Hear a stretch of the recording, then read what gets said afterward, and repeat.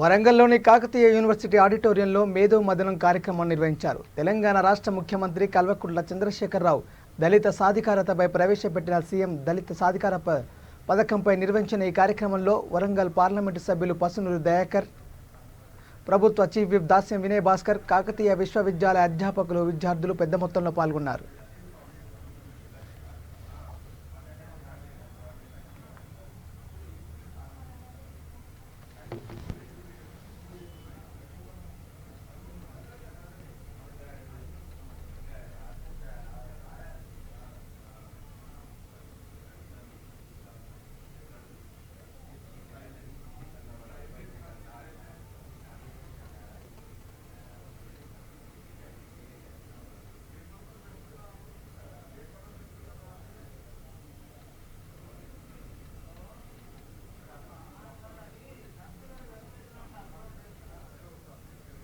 Hello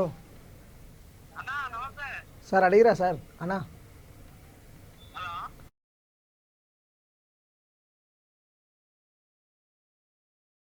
అకౌంట్లోనే పడే విధంగా కూడా క్రియేట్ చేద్దాం. మీరు ఎట్లా చెప్తే నేను అట్లా వింటా అనేది కూడా ముఖ్యమంత్రి గారు చెప్పడం జరిగింది. కానీ మరి నిజంగా అవన్నీ కూడా ఉపయోగపడాలి అంటే ఊరికొకటి సెంటర్ ఏదో ఒకటి మనకు వస్తుంది.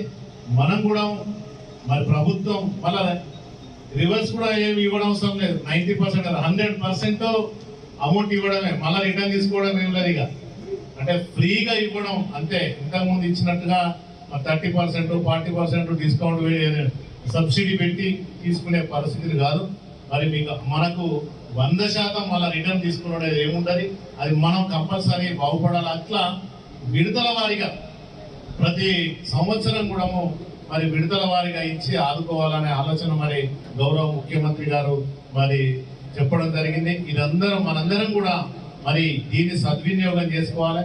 మనం ప్రభుత్వానికి అండదండగా ఉండి కంపల్సరీ కూడా మనం కూడా స్వచ్ఛంద సంస్థలే కానీ సోషల్గా ఉండే మీ ప్రొఫెసర్సే కానీ మీరందరూ కూడా మా అడ్వైజులు ఇచ్చుకుంటా వచ్చిన ఆ లోన్లను సద్వినియోగం చేసుకునే విధంగా మనం కూడా కాపాడుకొని మీరందరూ కూడా మీ సలహాలు అందరికీ కూడా ఉండాలి. కంపల్సరీ ఉంటే మేము కూడా రేపు మళ్ళీ ముఖ్యమంత్రి దగ్గర మాకు మీరు చేసిన దాని ఇంకా డబుల్ త్రిబుల్ అయినా మనం తీసుకొచ్చుకొని మనం డెవలప్ చేసుకోవడానికి మరి గౌరవ విప్పు గారు మన వినయ్ గారు ఉన్నాడు.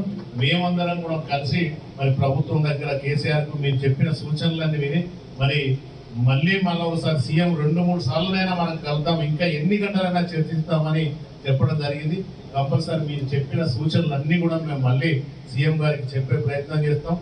ఏది ఏమైనా మనందరి లోపల చర్చకు మాత్రం కావాలి, దళితుల లోపల చర్చ రావాలి. ఎందుకంటే ఇప్పుడు కాదు 7 సంవత్సరాల నుండి మనకి ఎన్ని స్కీమ్స్ పెట్టిండ్రు, ఎన్ని ఉపయోగించుకుంటున్నాం. మన ప్రతి ఒక్క దాంట్లో కూడా కళ్యాణ లక్ష్మి ఉన్నది, అది కూడా మెస్సికారు మనకు వస్తుంది.